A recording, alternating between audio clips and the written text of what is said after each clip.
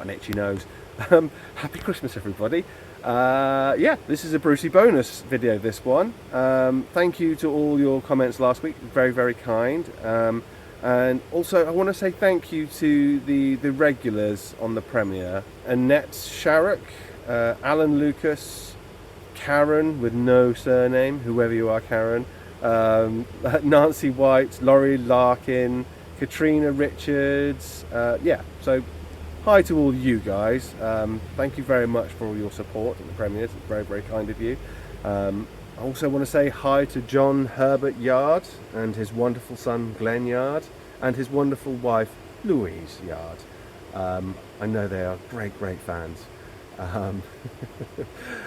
And also to everyone else. Yeah, thank you for watching. It's been a bit of a strange year, but we are very much on course now.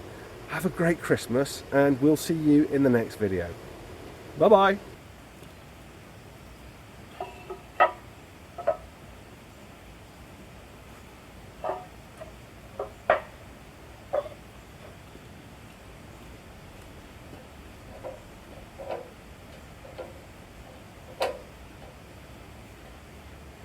This is definitely what you would call a momentous moment.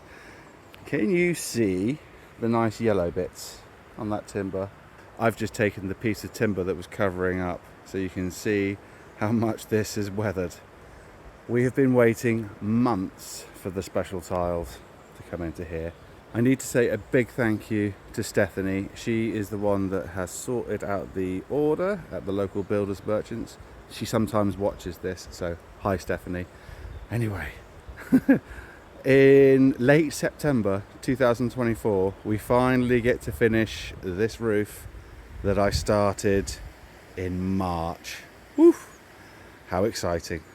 Right, tiles are gonna go in right now. Okay, so it's the next day. When we were installing this gutter, one of you left a very, very good comment, and that was that we should be using stainless steel screws when we were screwing into the oak. I had a quick look, and yes, you were absolutely right. I thought, well, you know, it's going to be like 15-20 years until there's a problem corrode, and you know it would be okay. I'm not going to take everything apart just for that. However, there is also something else that the eagle-eyed amongst you might have already spotted. Can you see that we got our gauging ever so slightly wrong here? So each tile should actually be around about 8 millimeters lower down. So if you add up all of those gaps all the way up to there, then you end up in a situation where there's not enough room for the final tile to go on here. Because when I calculated this, I actually set everything, the tops of these the counter battens, so it should have ended a full tile, but yeah, it didn't quite work out that way. So if we then take off all of these tiles, well, there's one slip there anyway.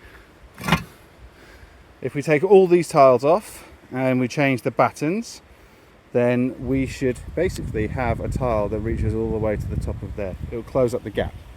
Right, on to mistake number 3. And this is why it's the next day. I had to cut the batten ever so slightly to make this corner tile work. Now, again, I could cut it and it would just about work, but really, ideally, we want this to be not super tight, because we're going to install an insect guard. I've got to put it down and install it, and then I'll come back to you. Right, here we go. So this is it comfortably on here, and you can see that the gap we've got is too big. If it was just this, we could just basically shunt them all over and we would lose that gap. That would be fine. You take all these factors in and it becomes a point where you say, right, even though this roof is essentially finished and I could put and install these all the way up through here and nothing would leak, we might as well take it off. Oh, and there's one other thing. So when we came to install these windows, we had the flashing kit, but there's a optional part of the flashing kit that wasn't included. I ordered it, but it basically took 6 weeks to arrive, and I said to the builders merchants, unfortunately it was too late, we don't need it. Thankfully they didn't send it back, so it's been sat under Stephanie's desk for a couple of months, and yesterday I went in there and said, right, I'm gonna have to take all the tiles off the roof, so do you still have these pieces? And she said yes. So all of those things kind of add up to making it worthwhile taking this off. I am not going to lie to you, I spent a good 45 minutes yesterday staring, a really good stare, trying to figure out, should I leave this or shouldn't I? But the reality of it is, there are too many little niggles with this for me to be completely happy, and I want to be able to sleep properly at night. So here we go, we've got to get on, take it all apart and rebuild it. Let's go. Not even the first row is off and I'm already regretting the decision. Oh, moody.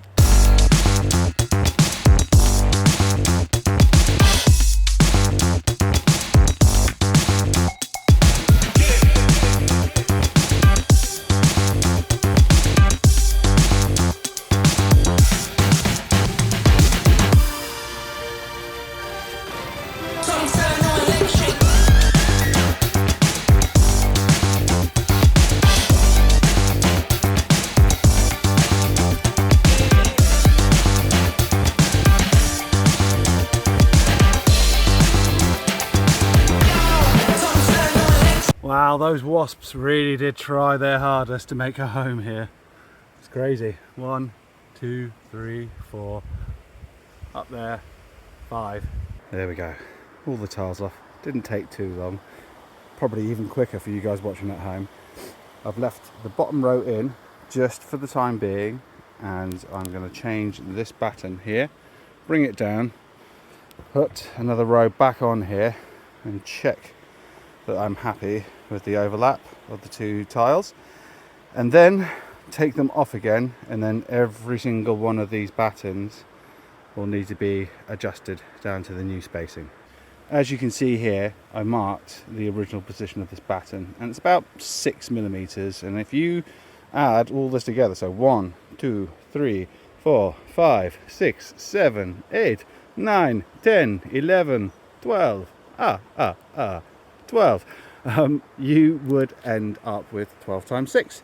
So that's 72 millimeters. That's, I don't know, 3 inches in imperial. That's quite a lot. That will account for having the additional kind of room for the rest of the tile to go over at the top of the ridge. So these will come off now, and then I'm going to take this final row off to get to the screws.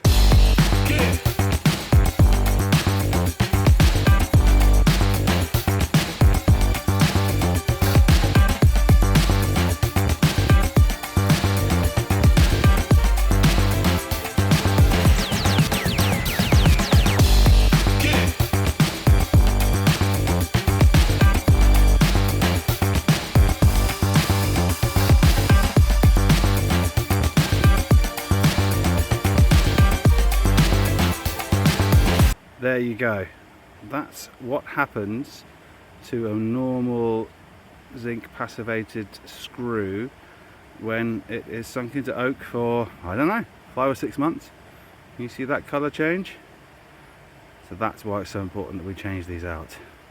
Today is a learning day for Richie and for you guys. I was not expecting to see this. This is the underside of the zinc tray that I put in, and there has clearly been a reaction with the oak. I knew that the oak beam was very, very wet, but I figured that, like the bottom corner of it is exposed, so, all the moisture would leave there. Clearly it's still a bit wet underneath there, and, being so close to the zinc has caused, I think it's called a galvanic reaction, something like that. I don't think that the underside is actually coated in the same way that the top side is. So there you go, there's the top side, and you maybe the underside didn't have that coating. So I am now ecstatic that I've come and changed this. This wouldn't have affected the roof really, because the breathable membrane comes all the way down and laps into the gutter anyway. But it was nice to have the drip tray underneath, which meant that any tiny little bits and bobs that potentially may have got down through where the screws go down into the counter battens would have basically hit the tray and then come out anyway. So what can I say? It's a definite learning day for me. I'm going to brush all this off and I'm going to nip down and grab a can of spray paint and spray these, and hopefully that should prevent the same thing from happening. Okay, I forgot to film it, but I scraped all the corrosion off of the bottom, and I put 2 coats of a black metal paint on top of there. So now we wait for them to dry and we can reinstall them. But also we need to take care of the corrosion with these as well. So much corrosion. We're going to take these off, we're going to unscrew them, obviously change out the screws, but I'm going to put a bead of weatherproofing silicone on the bottom and around the top to coat it, basically, so to separate it from the oak.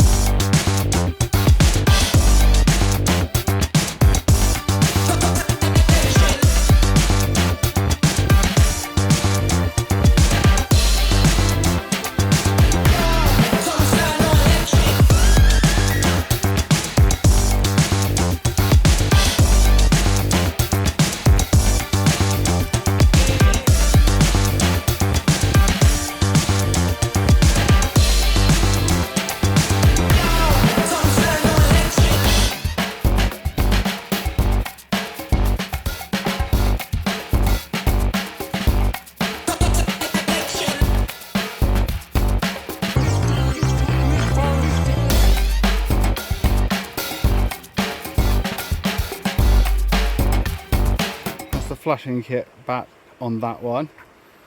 I've just put the skirt over this one, and so just need to finish adjusting that. I'll put some cuts here, here and here where the counter battens run up, and it dresses down like that. After we've done that, I've got to finish re-battening here. So we've got 1, 2, 3, 4 more battens to go, and then we put the tiles back on.